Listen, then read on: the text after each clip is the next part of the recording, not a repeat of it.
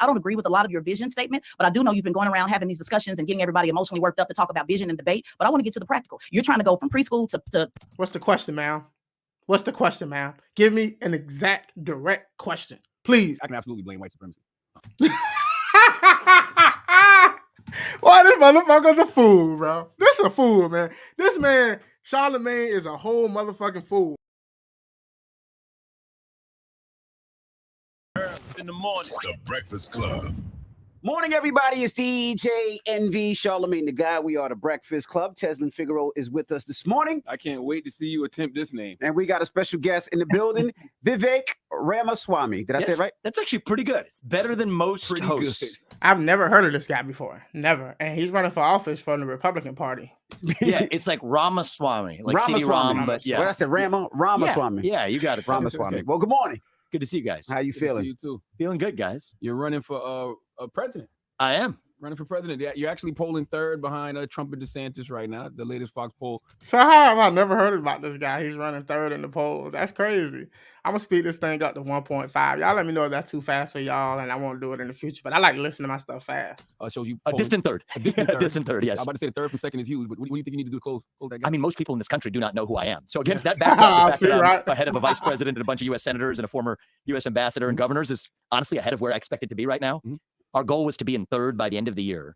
And then you have the Iowa caucus, and then you have the New Hampshire primary. And the fact that you go those early states in order makes it possible for an outsider like me to actually do this, because we spend a lot of time getting to know people in those states. Okay, so one thing about it, two things for sure. We got to stop telling people that being an outsider is necessarily a good thing in politics. Like, look, it's okay to be an outsider for whatever that means, because just because you wasn't in public office don't mean you don't run into circles with powerful people, or you know people who may be politically connected and things of that sort. But lately, we've come to this position in our country where being an outsider is somehow supposed to give you brownie points. Like, it's supposed to make you more qualified for a political position if you wasn't in politics. And I'm sorry to say it, but there are plenty of jobs that have nothing to do with the impact that you have on most of the country, who a lot of people are not qualified for, who we would not hire them to do. For example, I wouldn't hire somebody who has no experience in plumbing to come in my house and do plumbing. I also wouldn't hire somebody who's never driven a semi-truck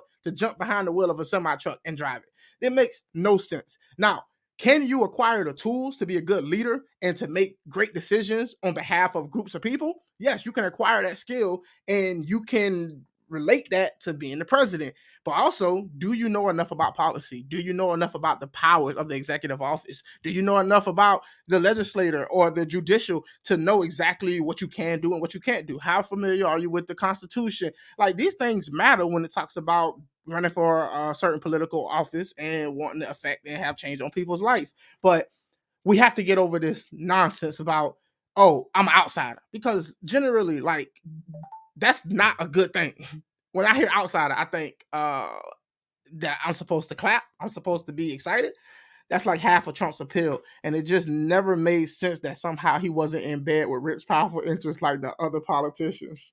And the thing about Trump is, I knew that when Trump said that he was an outsider and that he somehow, that was supposed to qualify him for being better for office, I knew that that wasn't a qualifier. I knew that that was a bad idea. That's not a good selling point, in my opinion. It should never be a good selling point for anybody.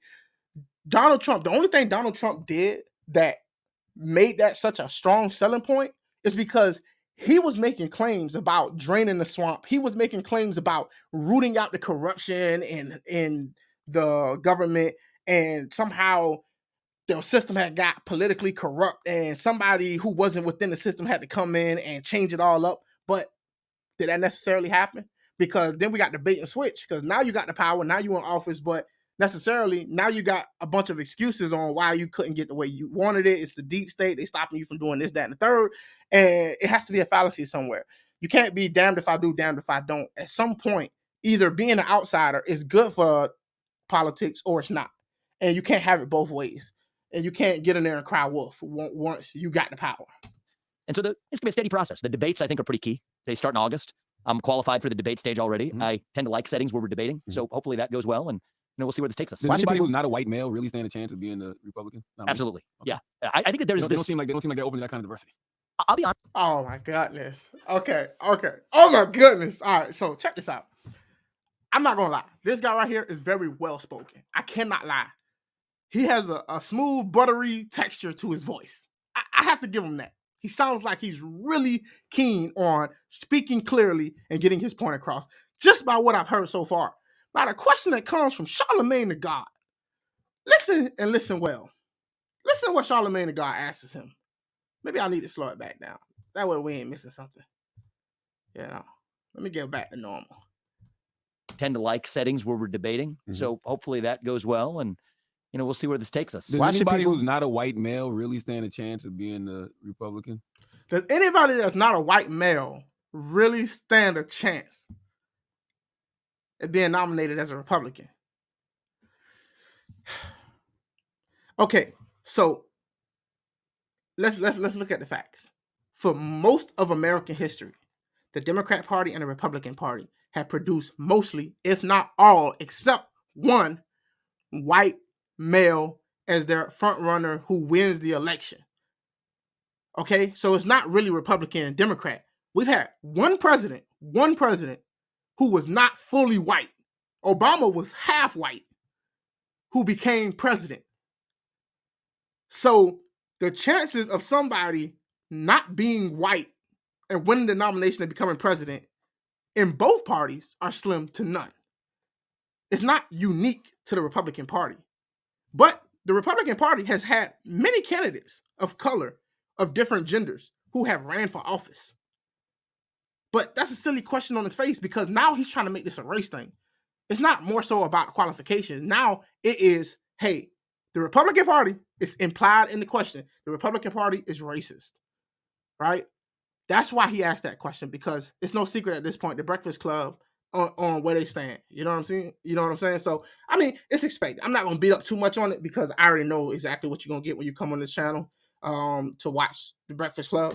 Absolutely. Okay. Yeah. Absolutely. I think that They there's don't seem like they're open to that kind of diversity. I'll be honest with you. I traveled the country. They don't seem like they're open to that kind of diversity. Who says? What about Tim Scott? What about what about what my boy name is? Dang, it's been a long time since I've been out of politics. Ben Carson. What about Ben Carson? There are plenty of black influential Republicans. I don't understand. I have not really experienced meaningful racism from grassroots conservative audiences for the last, several years that I've been, since I stepped down from my business career. That was a different world I was in. But for my book tours and everything else, and then now for this campaign, traveling the country, it's funny. That's the impression that you get from the media, meeting people from Iowa, Ohio, Michigan, New Hampshire. I don't see that at all. In fact, one thing I hate about politics, one thing that I strongly hate about politics, and I mean this at the core of my soul, I am so tired of hearing about your experience when you out meeting faceless people that we could never interview and ask if that's actually what they told you. It's so easy to just lie and say, oh, I'm out there meeting people of all different stripes and they're telling me this. But then you'll get on the stage with your opponent and your opponent will say the opposite. Oh, I'm out in the streets and I'm doing this, and they saying the complete opposite of what you're saying. We understand that when you go out on the campaign trail or when you're out there in certain cities or whatever, you have a selection bias. The people that's coming to see you and the people that's coming to talk to you, they are already biased towards you. So you're going to get a blinded vision of where the country is.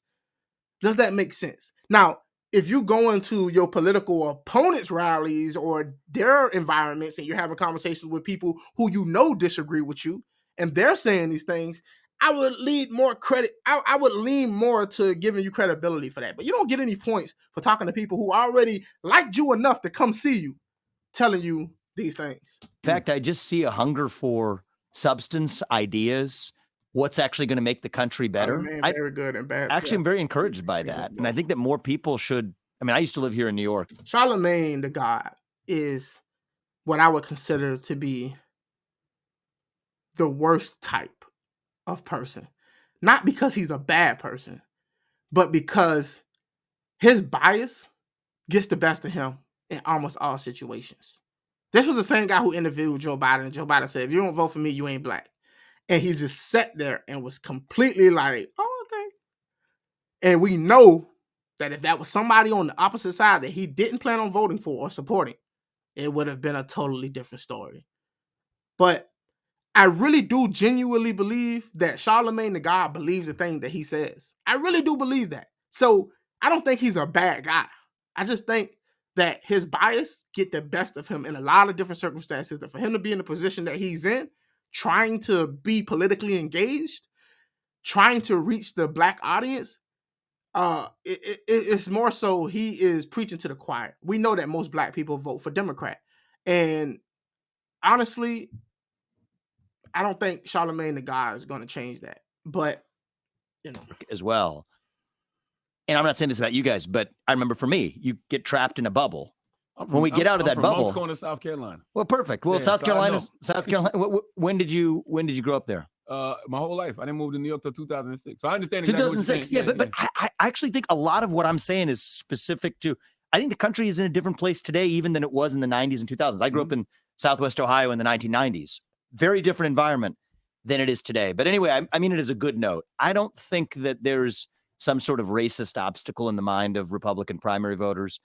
Actually, if you look at the Republican field, even some of those other people on that poll you were mentioning, I mean, Tim Scott, Nikki Haley, yeah. Go down the list. I mean, there's even others as well. It's one of those things, you're damned if you do, you're damned if you don't. Let's say, all right, I'm willing to grant this situation where, let's say that the Republican Party is racist. Let's say we grant that from the get-go. We're going to grant that the Republican Party is racist. Let's say everybody in the Republican Party is racist. Okay, we live in a two-party system where it's either going to be a Democrat or a Republican that's going to end up president in 10 out of 10 cases. That's the way history has been. If that's the case, wouldn't it be better for people to try to diversify the Republican Party and throw their hat in the ring from different backgrounds and try to sway people to a more fair and balanced two-party system? But oftentimes what you hear is that you should just throw your hands up and give up on the Republican Party, because if you do give up on the Republican Party, you could always go to the Democrats. And one of the issues that I find is that's never going to work. It's never going to work. I would much rather two sane political parties battling it out over sane ideas than abandoning one party to just absurdity, if that was the case. And oftentimes we feel like it's a win-lose situation when it doesn't have to be a win-lose situation. It can be a win-win situation. We can have a strong Democrat Party. We can have a strong Republican Party. There can be different voices with different ideas who also disagree amongst themselves, but everybody is generally working in the common interest of the American people. And when I say the common interest of the American people, I'm not saying what all Americans want, because majority of Americans can want something and it'd be the bad thing to do.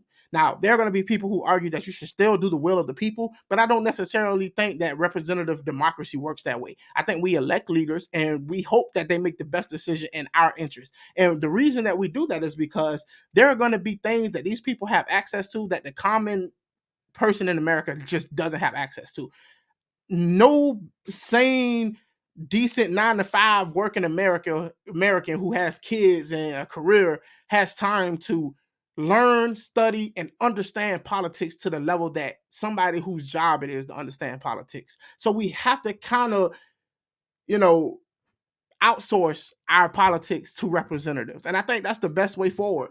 Now, the issue comes in is that, and some people are going to disagree with me on this. Some people, that's fine. But I think the federal government has gotten so big and so complicated that it's nearly impossible for you to be an informed citizen. It's nearly impossible.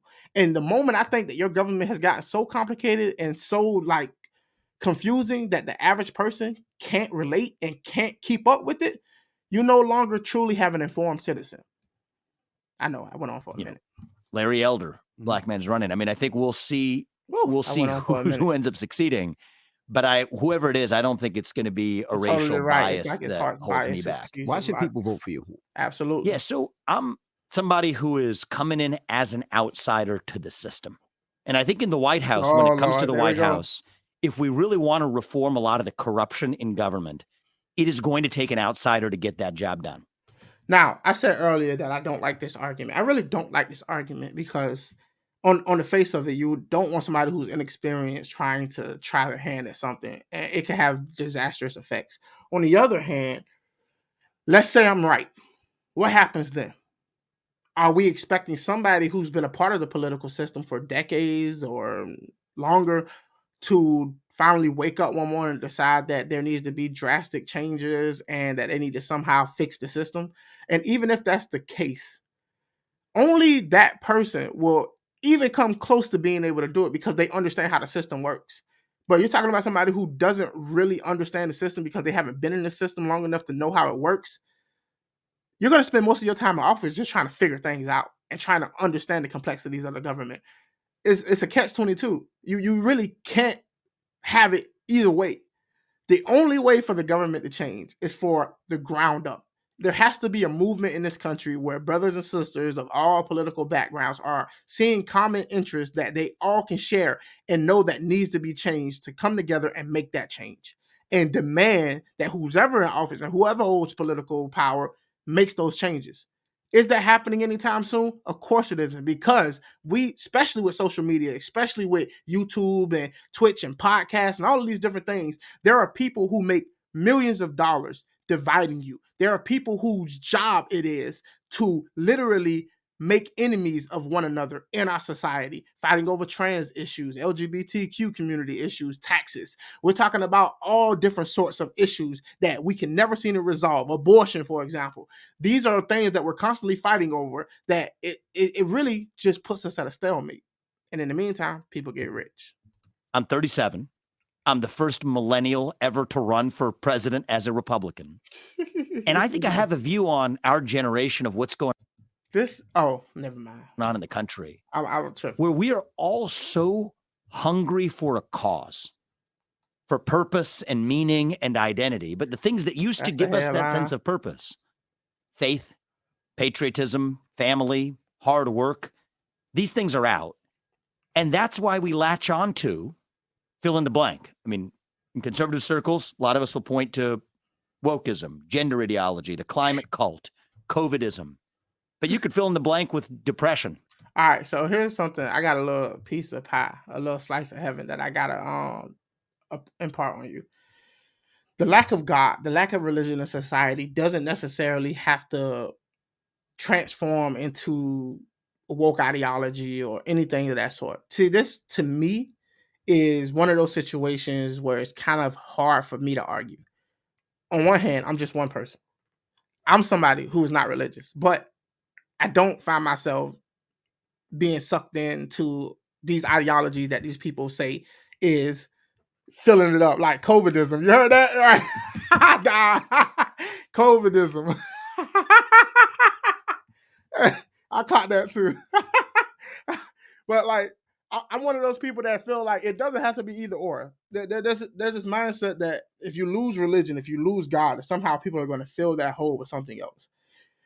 Here's the hard part for me. It may be true, but I just don't know enough to guarantee it, right? I do know a lot of people who are not religious who have thrown themselves completely into politics in a way that it consumes them. But let's take a step back. Are there not religious people who do the same exact thing? Are there not religious conservatives who throw themselves into politics and politics become everything? We saw what the evangelicals did during the Trump era. There are plenty of people who are religious who throw themselves into politics and get very adamant about it. And it's always been that way. So we cannot argue that somehow being less religious leads you to creating a political religion or ideology, while at the same time ignoring the fact that that happens to deeply religious people as well. So on one hand, I want to agree, but on the other hand, the evidence is not conclusive. But part of politics is asserting things without the need for evidence because it's supposed to be intuitive. Politics is not the art of evidence and data. Politics is the art of persuasion. And the sooner people get that through their heads, they will stop wasting time trying to clip people up over, oh, they were wrong here, they were wrong there. Yeah, they might be wrong. But how many people did they persuade? How many people agree with them? How many people had this intuitive sense that, oh, they resonated with them? See, that's one thing that we missed about Donald Trump. A lot of people could call out Donald Trump lies. He lies. We can call out all of these lies. Yeah, True, Donald Trump is a liar. Whether you agree with him, whether you voted for him or not, Donald Trump is a liar.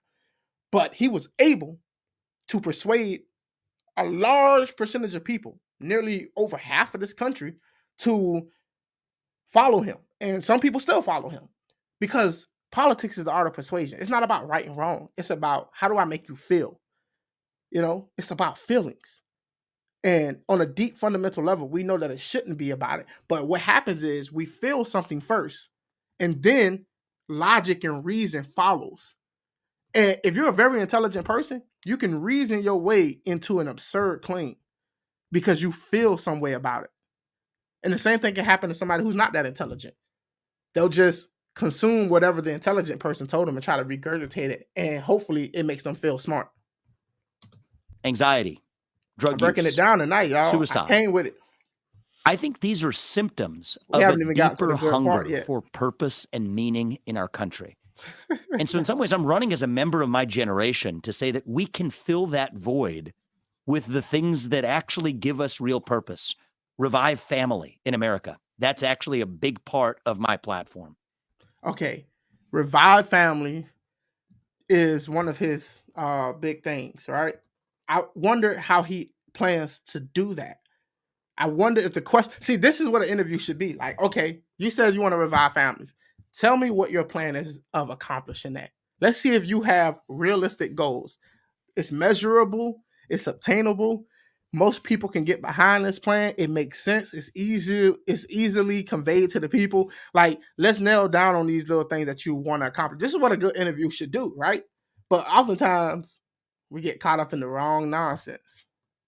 It's what allowed me to achieve success. My parents gave me a great family foundation. I didn't grow up in money. We're trying to give that to my 2 kids as well. I want that to be enjoyed by Americans across the country. Belief in the country, national pride. Less than 16% of Gen Z even says they're proud to be an American. Okay, now this is one of the things that struck me, right? I've always had an issue with this. I come from a community, and I've spoken with a lot of people who don't seem to like America very much. I'll meet liberals who, in a general sense, they like their country. They love their country. They just want their country to be better. They just feel like we can improve in some areas. Then I meet a lot of people who just despises America, but they would never truly come out and say, I hate America. But you can pick it up on subtle things that they say. For example, if you meet somebody who has everything wrong to say about America, but you never see them once take the chance to praise America for something good it did, even if it's something in the past, to take a moment to say, hey, we can bond over this as Americans. That is a person who feels dirty about being proud to be an American. Now, there is a level of the onion that we have to peel back, right? Because the reason we got to peel back the onion is some people have taken patriotism to a whole new level. Patriotism has become equal to being a conservative, but it shouldn't be that way. Conservatives don't have a monopoly on patriotism, and nor should they. And now we're arguing over they hate America versus we love America. They hate what we stand for, and we love what we stand for. And now, if there are liberals who want to be patriotic or want to love their country in a certain way, they're afraid of being mistaken as an ultra conservative. So we have to be careful on how we weaponize certain words to be exclusive to our political side. I'm on the clear pill. I don't belong to any camp. I'm on the clear pill. I take every conversation by its own merits. I'm no longer a red team. I'm no blue team. I'm no liberal. I'm no conservative. I'm the person looking at each political point on its own individual merits and judging it based on that. Because if that's the only way I can possibly see going forward, and that's just not political, that's also religious, that's also social, anything that goes on in the world, I want to look at it from an individual basis, just like individualism. I'm not making this one up. This is about a month ago. There was a good survey. 60% of young Americans said that they would sooner give up their right to vote than to give up access to TikTok or other social media. That's a problem. So I think we have a crisis. That's a problem. Oh no. That's a disaster. If what he's saying is true, that's a disaster. And I gotta look that up. Because let's see, I gotta look that up and see if that's true. Give up TikTok.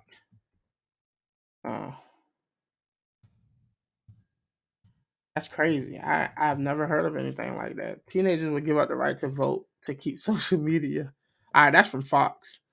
Let's see, floridasportsman.com. Should I go to TikTok? That's Reddit. CNN. TikTokers launch voter registration campaign.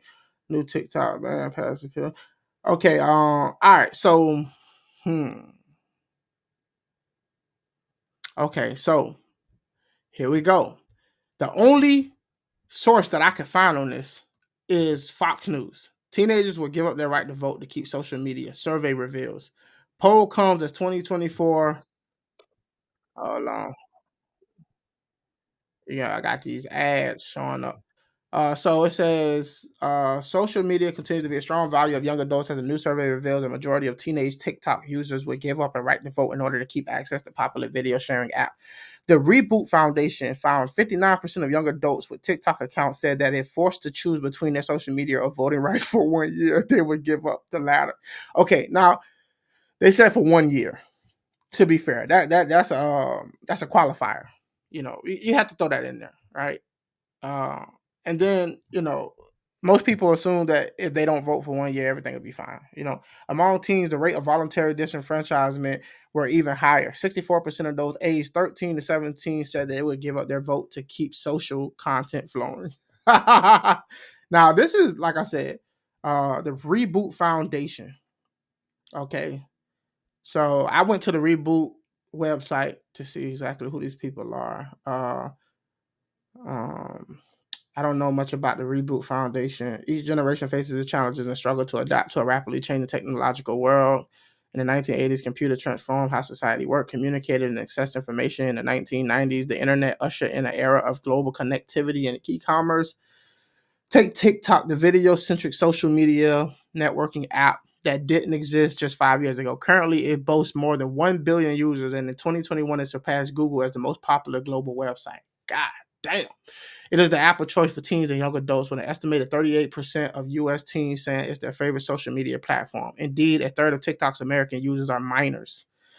And these teens are using TikTok in ways that go beyond. Okay, all right. Tell me, in light of these questions, the substantial body of research linking social media to negative life outcomes, Reboot conducted a series of surveys in early 2023 to learn about the usage habits of young TikTokers. Of particular interest was how the app influenced their beliefs and understanding of news, especially as it relates to science. The surveys also targeted U.S. adults to assess their social media reforms and regulations they would support. The surveys paint a picture of a society that is simultaneously influenced by and wary of social media platforms that have emerged as a dominant source of news and entertainment for the nation's youth. Highlights of our findings include young users ages 13 to 17 of TikTok have low trust in science. 42% said they disagree with the statement, science helps the world more than it harms it. Conversely, in the general population, similar surveys have found about 75% of people agree that science helps more than it harms. The average TikToker spends more than 2 hours daily on the app, and 29% of younger girls and women use the app more than 4 hours a day. Whew. There is a strong relationship between the amount of time young people spend on the app and whether they perceive the content as trustworthy.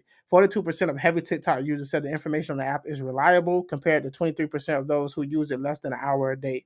When asked to choose between suspending their TikTok use for 1 year or giving up the right to vote for a year, teen users overwhelmingly, 64%, said they give up their voting rights.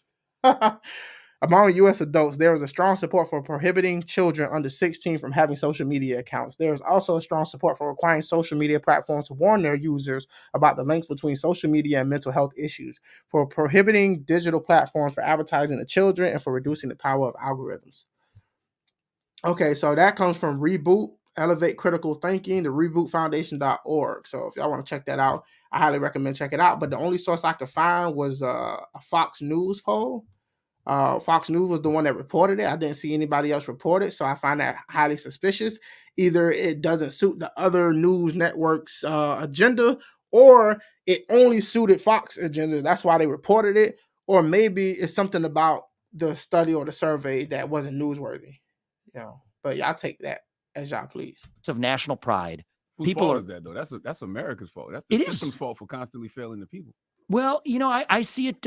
See, this is the mindset that I really don't understand. Who's more responsible for the well-being of America? Is it our politicians or is it us? I'd be curious to know what y'all think about that.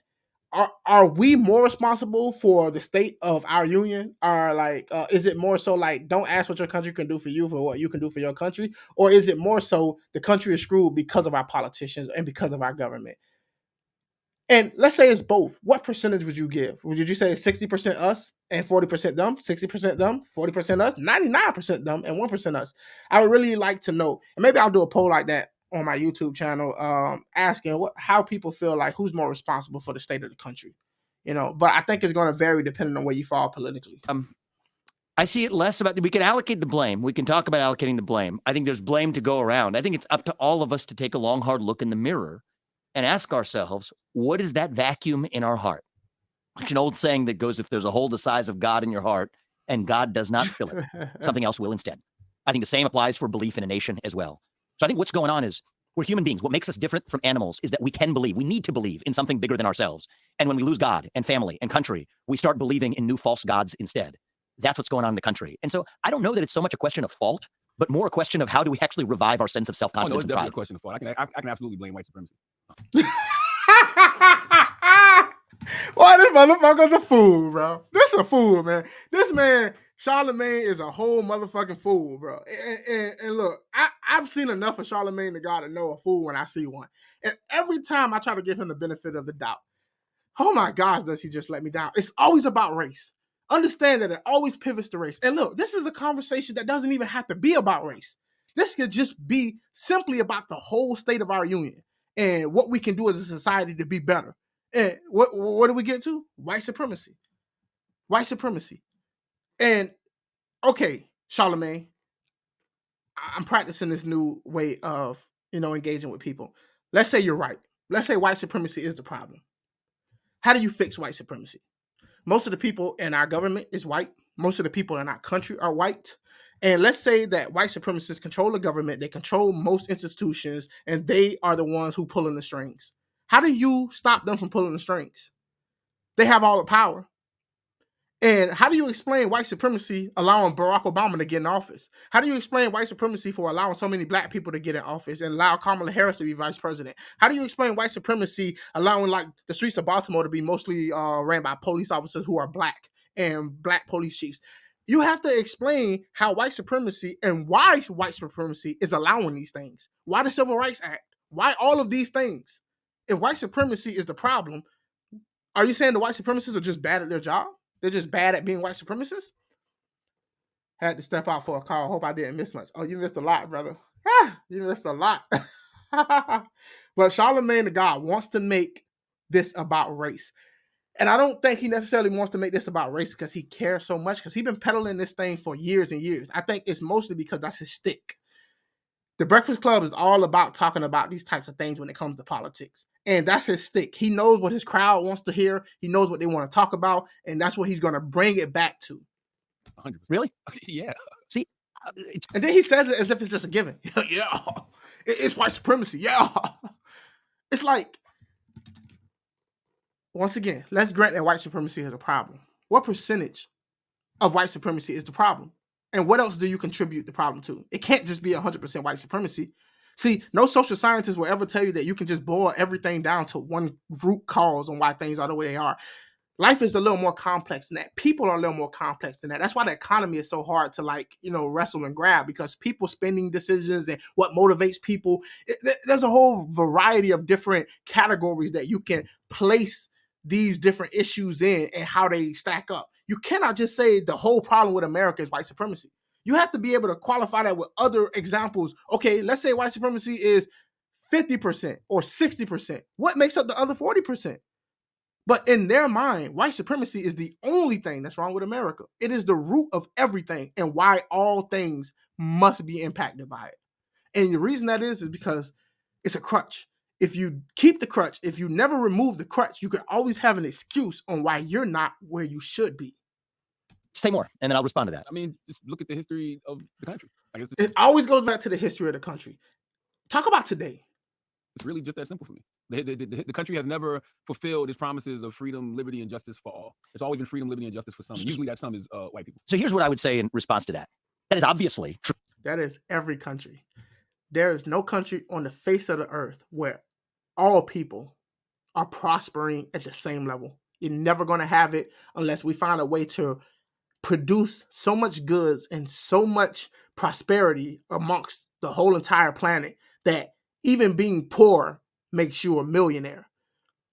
There are going to be people who are going to excel and going to get more of the American pie than other people because there are different skill sets, depending on what time you grow up in, depending on what is required of you, what people are willing to pay for. There are so many different factors, but all they think about is race. True that the nation has fallen short of our promise since our founding. But walk through some obvious facts about America. We're not founded on an ethnicity or a monarch or a food or even a religion. We're founded on a set of ideals that brought a group of people together in 1776, and we live by those ideals. At least we aspire to those ideals today. A nation that aspires to ideals that's not made up of gods, but made up of human beings, will always fall short of those ideals. So I think our worst hypocrisies as a country, and we have many of them, our worst hypocrisies are our best evidence that we have ideals at all. You take a look at other countries. Nobody ever calls the Chinese Communist Party a hypocrite, or China a hypocrite, or Iran a hypocrite. Why is that? Because to be a hypocrite, you at least had to have ideals in the first place. He's really good. I can't deny that. Look, there's so much more that I have to hear, like policy-wise and legislation and what he's trying to pass and things of that sort. But as far as a speaker, as far as like expressing his ideas, he's not fumbling. He's a young man. He's sharp. That he has that going for him. I think if he can position himself right, get the right interviews, get on the right podcast, he can really be a force to be reckoned with. I really think so, if they allow him to get that far. Imperfect, but we are about the pursuit of a more perfect union, the pursuit of happiness. America's about the pursuit. And so I think the trashing ourselves, I think we are actually. I say that because, we never were included in those ideals originally. Originally, but never. You can't change it. 200 years from now, you can make that same argument. 1,000 years from now, 1 billion years from now, you can make that same argument. We was never originally included in those ideas. What's your point? What you want me to do? Time travel, go back, change what was? If I change what was, you wouldn't be you. You probably wouldn't be here, and we'd be having a totally different conversation. It'd be something else you're complaining about. Let's talk about now. It always goes back to the past. And I'm not saying there's not a time and a place to reflect on the past and understand how it got us where we are. But you cannot make the argument that somehow we can't get where we need to go because somehow we come from a bad past. There has to be a path forward. Not originally are two different things. Originally, that's true. Over 250 years of progress. If you had somebody who was in 1870 looking at the world we live in today, if you had somebody in 1960 who was looking at the world we Hey, y'all make sure y'all hit the like button if y'all watching. Please hit the like button. It's good for the algorithm. live in today as it relates to race in America, we would be darn close to what they would have thought of as the promised land. So I think we have to recognize that America is about that pursuit. We're a lot further along than we were 250 years ago. And here's the other thing, too. We got to set our expectations. We will always fall short of our ideals. By definition, if there are human beings and not gods living in a nation that aspires to ideals, we are fallen. Man is fallen. That's what makes us who we are. But what also makes us different from animals is that we have ideals. So America's founded on our humanity, that we can believe and aspire to something that we will still fall short of. That's what makes this country beautiful. And that's why I'm in this. You ask me, why am I in this? I care about reviving pride in that nation, because if we get in the habit of just bashing that country, what are we bashing? We're bashing the last best hope that man has for aspiring to those ideals. Tell me who else has done better. I'll wait. I don't think I'm bashing the country. I think I'm bashing the system. Okay. I want to change. I want to change the system. Well, I'm with you on that. All right, change the system then, bro. Get involved. Get out there. Run for office. Everybody wants to change the system. It's become a rallying cry on the left, the right, the middle. Everybody wants to change the system. The problem with people wanting to change the system, the people who really want to change the system are probably not qualified to make those changes. Let's be honest and let's be realistic about it. History is filled with a bunch of different people, ideologues, people who have these grand ideas on how they can change the system. We saw the French Revolution. We saw Nazi Germany. We saw Soviet Union. We saw America. America was a story of people who lived under a corrupt system of the British Empire who wanted to change the system. But how far are you willing to go to prove that your idea of a new system is worth it? Because oftentimes these ideals come as utopian fantasies, and there's never going to be a utopian fantasy. You either have somebody who's thinking that everybody's just so great. And all you got to do is just move out of their way and let them be great. And we can prosper as a society. Just stop holding people back. And then you got the other people on the other side who just think everybody's so horrible. So we have to make all the decisions for them, and we have to put them in their place and make sure that they do the right things because they won't do it without our guiding hand. But it's usually somewhere in the middle. It's usually somewhere in the middle. Yeah. I'm with you on changing the system. That's what brings me into this. And what's your thoughts on some of the people that you're running against, Donald Trump and DeSantis? What are your thoughts on them and their leadership and what they've done for the country so far? I think everybody's made their respective contributions. I respect some things about what each of them have done. I think the Republican Party, I tell this to conservative audiences all the time, obsesses over the question of the who. Ronna McDaniel. This is a cop-out. This is a fucking cop-out, but it's an amazing pivot. Remember, the art of politics is persuasion. It's not about right and wrong. It's about persuasion. We want it to be right or wrong, but it's about persuasion. This motherfucker just pivoted. Straight up pivot. Playing it safe. And I'm sorry. I don't think if you play it safe at this time, it's going to get you where you need to be. And I wish it was different, but right now, politics is a blood sport. Donald Trump is going to come after you hard if you ever even get close enough to run against him. That's just where we are. You're trying to play it safe. The man asks you a general conversation, like, what do you think about Donald Trump and the things that he's done? Right? And then you go on about, I think everybody, it's not about the who. And come on, man. Don't pivot. She was the chair of the Republican Party versus somebody else, or Kevin McCarthy or somebody else, or Donald Trump or somebody else. This is a superficial discussion versus actually just taking a step back. And the Republican Party does not do this enough. What do we stand for? And why do we stand for it? Actually, a lot of my criticisms are also directed at the fact that we define ourselves, when I say we, I'm running as a Republican, but as a party in opposition to something. All right, that's what Joe Biden did. That's what the radical left does. And race, gender, sexuality, climate. I'm opposed to a lot of these ideologies of identity, but the right falls into the trap of just saying we're not those things. And then we'll fight about which biographies win. Oh, I'm actually a bigger and more accomplished person than you, and I'm going to sling mud at you, versus asking the question of, what do we actually stand for? For me, it's about individual, family, nation, God. You can agree or disagree, but at least that's No. Everybody knows that's what the Republican Party generally stands for. That's nothing new. Everybody knows that the Republicans are very high when it comes to individualism, when it comes to tradition, things like that, God. Like, those things are well stated in the Republican Party. Let's not pretend as if it's not. And look, I don't think he's doing a bad job. I'm looking at this from like a couple lenses right now. One, I'm looking at it about how effective he is at communicating and persuading. I'm also looking at the truth and how he presents his arguments and what he's saying. Is there any substance there? And, right now, this is not really a political conversation. This is more so, hey, I need y'all to know I exist. I need y'all to know that I'm out here. And these are kind of some of the things that I'm trying to, bring awareness to. a vision that's different from a vision of identity grounded on race and gender and sexuality and climate. And so that's a long way of saying, I guess, what I see as deficient in the field, entire Republican field, including candidates you mentioned, is they're all running from something. And I'm in this race because I want us to run to something. What is that something? A vision of what it means to be American. Okay, revive the ideals of 1776. Revive the truth, meritocracy, excellence, freedom of speech, rule of law. A radical idea. This is not a Democrat or Republican idea that the people we elect to run the government ought to at least be the ones who actually run the government. That's not the case today. I'm talking about fixing the system. I'm talking about one of the myths where we fall short of our ideals. We're taught in school that we have 3 branches of government. They're irrelevant compared to who actually runs the government. It's a 4th branch of government of 3-letter agencies in Washington, D.C. That is a formula for corruption. Corruption we get. That's a system we need to break down. Who's those 3? This is a common theme that I see a lot of, especially on the Republican side. I don't necessarily disagree with it, but here's the breakdown. Because realistically, we have to look at this holistically, right? CIA, FBI, IRS, NSA, people of these sorts, of this ilk, the people who are like in these positions for long periods of time, who are not elected but are appointed, or people who work in these agencies, their job is to create some kind of stability amongst their unique specialty. We want the FBI to be experienced. We want them to be good at what they do. We want them to be true and honest to their purpose. And the only way you can really kind of get that is by people having a career in that field. You get good at something by practicing and doing it for a long period of time. So it's not necessarily a strike against you if these people have a specialty that they master and that they've done for years, even though they're not elected to do so. Where on the other side of the coin is, what happens when these things become corrupt? What happens when these things are no longer serving the intended purposes, or they're finding loopholes, or they're going around and navigating in the best interest of themselves instead of the best interest of the public? How do you change those institutions and root out some of the bad aspects of it?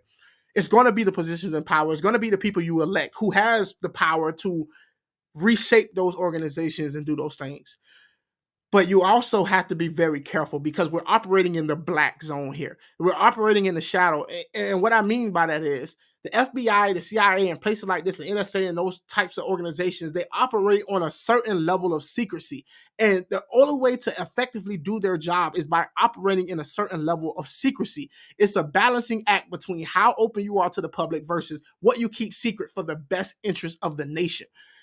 And when you're dealing in the black, oftentimes those lines can become very blurred because how do you know that they're not telling you something for your best interest versus them not telling you something because they don't want you to know what they're up to? That's the hardest aspect of this conversation. And I honestly don't have a good solution for you. The best you can do is try to elect good people, try to hope that they have your best interests at heart, that they're going to be doing their due diligence with these organizations that are working in the shadows and making sure that everything is tip-top shape. That's the best we can do. I don't know what else you want to offer. What you want to abolish all of these organizations and rebuild them from the ground up? What do we lose in that process? How do we open ourselves up to threats in that process? It's a lot to consider. I mean, you could go down the list: SEC, FDA, EPA, TSA, the tens of thousands of government bureaucrats working in Washington, D.C. They're the ones who actually make the laws. It's not Congress. And that's a formula. Those people aren't elected. Nobody elected them. They're protected by these what are called civil service protections, which means even the president, technically, under many people's beliefs, can't fire them. That's the permanent state, what many in the right will call the deep state. I think that's a problem. I think that falls short of our ideals. I think the same FBI that threatened Martin Luther King with suicide on the back of incorrectly collected tapes is now committing, I would say, hypocrisy and corrupt actions against people of a different political persuasion that the FBI doesn't like today. I just think it's a formula for corruption when you have unelected bureaucrats. Give an example, bro. You gave a pure example about Martin Luther King. Now tell me exactly what they're doing today. Give me a pure example. I know that he's going to point to the fact that the FBI said something about the lines of parents going to school to argue about certain LGBTQ criteria in the schools and treating them as a threat, or people who are Trump supporters or something of that sort. Give me something specific, something I can hold on to. That way I can look into it and find out exactly how accurate it is you're stating. Because when you generalize a statement like that, you're leaving me like, oh, okay, what are you talking about? Where do you stand? I don't need generalities. I need to know exactly. Give me an example. That are actually setting policy. But that's a detail compared to my point, which is we need to revive the ideals that the nation was actually founded on and do a better job of aspiring to them. Now we have Teslin Figaro. I'm sure Teslin has some questions. Tez, you good? Yes, I do. Here we go. This is what I was waiting for, y'all. This madness. This madness here. Y'all don't miss this nonsense here. So I've heard a lot of, what you think and your vision, and I'm a very practical person, and I want to kind of oppose to talking about your opponents. Let's talk about you for a moment, and let's actually talk about your policy. Explain to me your position on the civic duty voting. Sure. So my position is, I think that every kid who graduates from high school should know the minimums about the country that we require an immigrant to know about the country in order to become a citizen. I'm going to say out the gate, I 100% agree with this. I think that in order to participate in the country and vote, for your vote to count and matter, you have to qualify. Everybody has the ability to qualify. We're not taking people's votes because we just want some people not to be able to vote. But you have to know the base minimum. There has to be like the base minimum of like, what is the 3 forms of government? What rights are afforded to you? Like just some basic fundamental understanding, not just because we want informed people making decisions on who run our country, but it makes you a better citizen. You're invested in this thing because you understand what your rights are. You understand how your government operates and functions and what it's supposed to be doing. Now, people are going to argue that, oh, you're trying to take votes away from people and this, that, and the third. Well, let me ask you a question. Everybody seems to be pissed off and upset about the system. Everybody seems to be pissed off and upset about the government. And yet everybody can vote right now. So apparently everybody voting is not fixing the system. Maybe it's the fact that there are people who are so uninformed who are just pushing a button or casting a vote because they like the way somebody looked, or they like the way they smell, or they like their skin color, or what's between their legs. Like, if you're going to tell me that there has to be certain qualifications in the process of me being able to keep and bear arms, why shouldn't there be certain qualifications in order for you to be able to vote? this is something that I've always thought was a good idea. So there's a test. My mom had to pass it. Every immigrant has to pass it to this country. That asks you some basic questions. What are the 3 branches of government? What branch of government does the U.S. president lead? Some basic questions about what is the Bill of Rights. It's like a multiple choice exam, or some of them you write in. I think that if we're going to ask immigrants to pass that test, as we should, I think every 18-year-old who graduates from high school should have to pass that as well, because young people, it goes back to that issue of pride. You don't value a country that you don't know something about. You don't value something you inherit. You value something you have a stake in creating, in building, or knowing something about. I agree with that to a certain extent. Now, I can hear the rebuttal right now. The rebuttal was going to be, well, maybe we shouldn't ask immigrants to do that. Somebody's going to argue, well, maybe we shouldn't ask immigrants to know those things. Maybe that's unfair to them. So they're going to argue in the exact opposite. That way they can get around this whole idea of like, well, yeah, I mean, why should they have to know it? But the people who are actually Americans from their birthright don't know these things. You know. So how do we think big about this? Well, young people, as I told you, most of them, very few of them vote as it stands today. Super small numbers. And apparently 60% of them say they would rather give up their right to vote than give up TikTok. Well, I say, all right, let's take that to the next level. How about we do something that raises the voting age from 18 to 25, but you still get to vote at 18 if you just pass that same civics test that an immigrant has to pass in order to vote. And tests aren't for everybody, so be it. Then you at least serve in the military or first responder role for 6 months. That's my civic duty voting proposal. And the reason is, I'll actually make a prediction. I think youth voting in this country will skyrocket. After, from a very low level right now, it will skyrocket because you value something you actually have to earn. And I think that this is not a left-wing or right-wing point. We all have duties as citizens, right? You know, we aspire to free market capitalism, right? Materialist advance. And that's the life I've lived as well, by the way. My parents came to this country with not a lot of money. I've lived the American dream. I've made a lot of money by building businesses. That's one side of what it means to be an American. But part of it is we also have duties to this country. And I think the more we wake that up, actually, the voting age only became 18 in 1971 in the context of the Vietnam draft. So I just think reviving those ideas is good for us. This guy's a beast. Believe it or not, this might be the most well-spoken guy that I've seen running for president right now. And I'm talking about, he's better spoken than Ron DeSantis, Donald Trump, Joe Biden, RFK Jr. This guy is very clean, very pristine in how he delivers his points. And boy, you get this man on national stage and let him talk. Now, this is different than being in the hot seat, but we're gonna see how he handles it because things finna get a little crazy. Well, let's prove your point, Nick, our camera guy. Do you know the 3 branches of? It's over 24, so it don't matter. But I'm saying, but nobody knows there are 24. Red, do you know the 3 branches? Legislative, judicial, and the executive. What? Executive. Oh, nobody knows it. Maybe y'all don't, because y'all listen to hip hop all day. Well, I got a test. I would like to see if you're willing to pass, because I believe in just as you believe in civic engagement. I believe in changing the ideas of what political opponents look like, what they should look like, or political candidates. Are you willing to take a test with me quickly? Because I just have a couple of questions for you. I will. Absolutely. And the way this is just opening up, I have a feeling I'm about to fail it, but that's good. Let's do it. That's right. Yeah.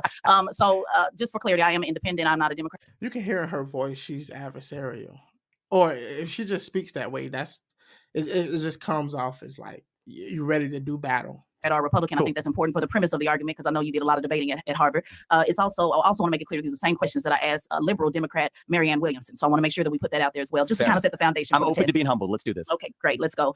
So you mentioned, the pride of being an American and how important it is to have pride in this country. I'm also a veteran, by the way, for the United States Air Force. So when is it that you voted for the first time? I voted in 2020.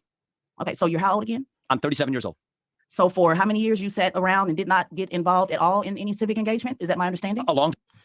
First of all, voting does not mean you're not involved in civil engagement at all. There are plenty of people who protest. There are plenty of people who go to their city council meetings and engage in their communities and feed the poor, all kind of different stuff. People who serve in the military who don't vote. What she just make the assumption off the rip that you must have not engaged in any civil duties. Like that one, it must imply that. Time is the answer. And actually, that's what I wrote this book about. I'm not holding myself out as some sort of model. I'm actually offering myself as a self-reflection of my journey as a citizen to whom this country has given much, right? As an adult, when you have kids, it changes your perspectives. I'm very honest about that. Absolutely. Okay, no problem. So let's Okay. Now, he delivered that pretty well. Go deeper into the self-reflection. So you sat around and sir, I'm being as respectful as I possibly can. Please don't take anything and you don't even have to be. And you don't even have to be. So take it off and let's go. So you've been sitting around in the country that my ancestors built for about 20 years. Your parents. You've been sitting around in a country that my ancestors built. What? Really? I don't even want to talk to these people. Do not want to talk to these people. What are you doing? You don't get any credit. You don't get to invoke what your ancestors did because you didn't do it. You don't get any brownie points. You don't get a +1 because you somehow come from somebody that you don't even know and say, oh, which my ancestors built. Well, why does that even matter? Why is that even up in the conversation? Everybody had a part to play in building this country in some shape, form, or fashion. Whether you created an invention, whether you immigrated here from Africa, Italy, it really doesn't matter. And you contributed it. You got a job. You worked. You helped build something. Like this idea that my ancestors built this country. No, your ancestors had a part in building this country. But let's not make it seem as if they came over here by themselves, built America, and then somebody came over here and stole it from them.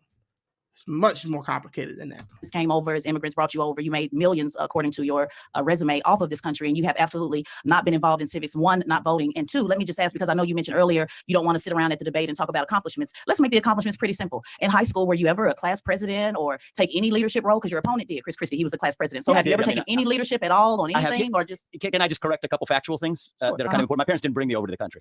I was Okay, born in this scratch that country, off. and I'm proud No, of that. no, I know you were born here in Ohio. Yeah. Ohio. You mentioned my I'm saying your parents parents were immigrants. You My said- apologies. That's all right. You said your parents brought you over to this country. Yeah, my set that apologies. record I mean, straight. they were immigrants, but let's They not were go down the immigrants. water Oh, hole. no, we're not going to water. I just want to correct a couple facts. And then the other thing You is, were born here in Ohio. I was correct? born in Cincinnati, Ohio. That's right. Right. So you've been here She didn't like being corrected. She didn't like that shit. your entire life. So the question That's is, right. did you take any leadership role in middle school, high school, class president? I did. I know yeah. you played tennis. What is it? Explain it to us. Student council. But I think that this is yes, I've held leadership roles over my life, but those don't qualify me to do what I'm doing now. Yeah, That's it kind of just- does. okay, Well, it well, kind of does. Well, I'm giving the test. I'm the test Okay, administrator. all right, there you go. So it kind of does, because when you go from saying I want to go to the highest And I'll office, tell you, I've led companies as well. Is the other leader? Right, The well, main leadership right, role I played is, and I want to talk about one early part of your premise that I also want to say, bring it to the country point. The other point, you use the word sitting around. I'm not somebody who's saying I want the next generation, my kids' generation, to have more civic duties when they graduate from high school and college than I did when I did. That being said, I wasn't sitting around. I've developed medicines, 5 of which are FDA-approved products today, one of which is a life-saving therapy in kids, 20 of whom die by the age of 3 if they're not treated, 70% of whom now live lives of a normal duration. Another one for prostate cancer. So I don't apologize for making Damn. Woo! That man dropping bombs. Well, how you combat that? Like, how you come back from that? I mean, let's be honest. Like, if you're arguing in good faith right now, good faith, like even if I was having a conversation with this guy, right? Once you tell me that you've created life-saving drugs that actually save lives, how am I to question your contribution to the country? Like, it's going to be very hard from an adversarial position to rebut that. But some people are not smart enough to know when they're beat, as we will see. contributions. But right. Well, I don't want you to filibuster that No worries. because Just that's not not the sitting question that I asked. And I don't consider, as a veteran, I'm talking about service. I'm not talking about what you Civic did for service, profit. I'm not talking about what you pay people to do. That's a service. What do you mean? Just because you got paid for something, then you mean you offer your service? You went to the military, you got paid. You said you were a veteran. You didn't go to the military for free. You got paid. And I guarantee you, if you didn't get paid, you'd be upset about it. And you'd be arguing for your payment, your compensation. What are you talking about? Who goes out into the world and offer up services, and just because they get paid for it, they don't consider that serving the public or doing something within the public interest? With Yeah, your so I've company. I'm not talking served- about I've not that served the country because that the way means you nothing have. to me. You do What a I'm lot of talking, what I am She said that means nothing to her. It means nothing to her that this man's literally created life-saving drugs. It means nothing to her. This lady is an embarrassment. Not only is she an embarrassment to Black people, she's an embarrassment to the show. Because she's coming on here as a representative of the Black vote. My ancestors. So quick to jump out and try to be a representative of a group. And you are not even somebody worthy of that position. Able to ask a question. She's been trying to Go ask for a it, question, yeah. and you've been talking over. I'm and all ears. We gave you the platform to let you say. I'm what all you said. defensive. I'm all ears. Yeah, Yeah, I was just correcting a you couple haven't had a chance facts. to That's ask a all. question yet. Every Go time ahead, she tried to ask ask the a question, you've been cutting her off. Go ahead, I'm all ears. So your question. So my question again is: you're trying Now she said my question again is, to your goal is to raise the standard, and you're saying you want people to believe in country, and you want people to I hate when somebody said they have a question and then they ramble on and make a bunch of different assertions and stuff before they even try to get to a question. have civic engagement. And sir, I just find it very telling that you See, this is a statement. I just find it very telling. You're not asking the question. Ask the question. If you're here, this man is there for an interview. This man is there to get out what exactly he believes. But yet, I got a question for you. But I'm going to make all of these different points and assertions along the way. haven't had any civic engagement at all and haven't been at all. And when I say sit around, I don't mean you haven't done anything. I'm talking about in regards to service. Because one thing about political office, the same way you want to change how people look at politics and look at this country, I want to change how people look at politicians. And when I see that someone hasn't did anything at all to be of service to mankind, to take a leadership role. It's not good enough to just be on city student council where you're a leader. All of that applies. Have you been able to get anybody in the room at any time, from a high school gymnasium to Ohio? This man just said he led companies. This man just said he led companies. Am I missing something here? Am I missing something here? Republican leadership there to now, have you been able to get anybody in the room to believe in this vision? I don't agree with a lot of your vision statement, but I do know you've been going around having these discussions and getting everybody emotionally worked up to talk about vision and debate. But I want to get to the practical. You're trying to go from preschool to What's the question, ma'am? What's the question, ma'am? Give me an exact, direct question, please. President of the United States. You're skipping over city council, county council, mayor, governor. You want to go straight to the top. So my question is this. I found it funny how her hands and arms just keep disappearing. A PR? Is this the PR, the perception of reality? Or can you point to any leadership where you've been able to get people to believe in what you're talking about that they're not paid to do on any of these vision statements that you have? If not, then to me, it's a moot point, because you're holding a standard that you haven't met yourself. So do you have to meet a standard in order to hold it yourself? Let's see, right? Let's say I worked hard as let's say I worked hard as a truck driver my entire life, and I got my wife pregnant. She had a son, and we raised the son together, and I want this son to grow up to be better than me. I have expectations of him that I've never met in my life. Am I wrong for holding those expectations and trying to push him higher than I was pushed by recognizing that I could have been better, so I see more in him and see his potential? Am I wrong for that? Where's the logic here? This is not a philosophical thinker. This is not somebody who's trained in the art of debate and how to engage in a conversation. This is somebody who's very opinionated, who thinks her voice is somehow crucial to the conversation. She gets up here and she starts babbling on. Yeah, you serve the country. Thank you for your service. I really do. But let's be honest. Some people are worth more as a body than they are a brain. And you see that oftentimes. Just because you go to the military don't make you a smart person. Just because you go in the military don't mean you get to invoke your service as being better than somebody because they didn't serve or didn't run for office or something of that sort. Let's be honest here. Some people are better off as a body than they are a brain. You can quote me on that. So if you're only going to count government service, you're absolutely not government right. service. Okay. Student council in the 8th grade, 9th grade. Were you a leader? Did you do anything to rally anybody? Did you fight for better lunch? I did in the 6th grade with Miss Harris. I'm not talking about government. I can go all the way back from the 5th grade every. So it matters more to you what this man did possibly in middle school or high school than what this man did as far as leading companies, developing life-saving therapies or drugs, and literally saving lives. It matters more to you whether this man organized something in middle school or et cetera. Free your sir, because people who are in service to this country, if you're going to go around saying you want people to believe in this country that I signed up to die for, then I want to make sure that you're holding that same standard. So not government, not political. Let's not get it confused. I'm saying, have you did anything of service that we can point to say he is a good leader? Like Chris, and I'm not even a fan of Chris Christie, but he was the student council president in high school. So bro, I guess it's good that I'm not running for president, because some people I just don't want to engage with. As soon as I start realizing that a person is of a certain ilk, I just disengage. All right. You're adversarial. I'm trying to explain to you what exactly I've done, and that's not good enough for you. So you start rambling on about a bunch of other stuff that doesn't compare to what I've already given you. I don't want to talk to you no more. I no longer want to engage with you anymore. Find somebody else to talk to. Have you done anything of service besides yourself that has not benefited yourself? It's just a simple question. So the acts of service that I have performed are small, so small that I don't even want to talk about them to boast. But yes, have I volunteered for this country? Yes, I have. I've always been interested in healthcare. It's okay to talk about the small things. These are small things, right? But thank you. Let's just mention Bethesda North Hospital. It's not a no. It's just something I don't like boasting about. We're not boasting. It's an interview. You're boasting on your vision and everything else. I think you boasted on the millions of dollars that you made. So let's just throw it out. So in 6th grade, I'll give you an example. I'll help you. He didn't say anything about the millions of dollars he made. He said, I led businesses and I created these drugs. That man never once didn't say, I'm a millionaire and I made millions of dollars. The man did not boast about being rich. In 6th grade, Miss Harris was like, let me give you an example because maybe you're confused. In the 6th grade, Miss Harris was snatching. Just talking. Now, listen to the example. Papers from everybody in the classroom. So me as a 10-year-old, I went to the principal and said, I'm tired of Miss Harris snatching papers. And I organized the students around getting Miss Harris to stop snatching papers. Now, there was a consequence for that. I got suspended for 5 days for talking back, and I got in trouble, got a spanking, and I was on punishment for months and months. But that is a simple way of organizing people. So I want you to kind of boast about it the way you did the millions of dollars and say what you did with the pharmaceutical companies. What leadership can you point to that you've been able to rally anybody around anything that is? Man, just say he led companies. And listen, if you want to fix the black community, if you want to help the black community, stop letting people like this talk. Stop engaging with them. Stop hearing what they got to say until they take the time to argue in good faith, take the time to actually understand the conversation on a basic level. Stop letting these people get platforms. Of service that you did not pay anybody to do. I think that's important for the next president of the United States. Sure. So I've always been drawn to healthcare. That's why I ended up founding companies in that space. When I was in high school, part of what drew me into it was that I was a volunteer at a local hospital. I actually became the leader of that group of volunteers that actually discharged women who had recently given birth. That was it. Nothing big to it.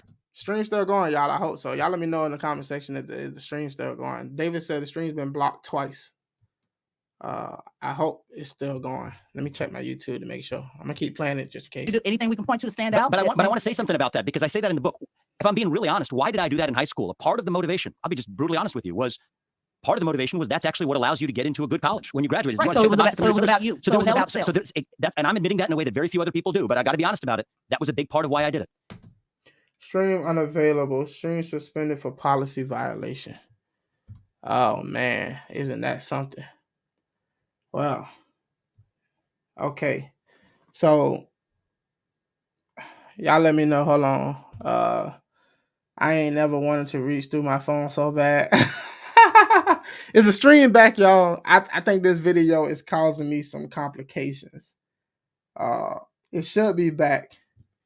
I don't know why it keeps blocking. I think that it might be due to it might be a copyright situation.